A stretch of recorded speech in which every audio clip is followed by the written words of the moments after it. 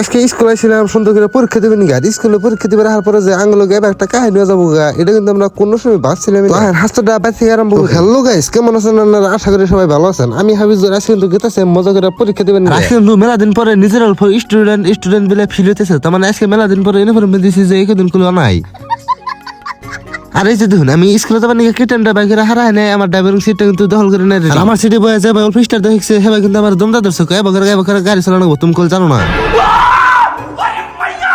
তারপরে কিন্তু স্কুলে যাবার ডাইরেক্ট বললাম কাপড়ের দোকানে আর কাপড়ের দোকানে হারে কিন্তু মজা করে পজিটিভ বানাবার দিলাম আর আনার কি বার্তা না কাপড়ের দোকান করলাম কে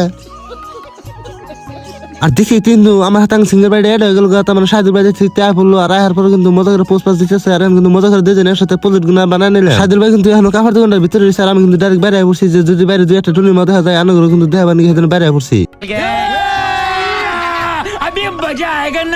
না গাইস কোনো ধরনের কাম হল না এখন কিন্তু টুনি মায় একটা নাই তার মানে আজকে বলো সব স্কুল বন্ধ হয়েছে কিন্তু টুনি মায় একটা নাই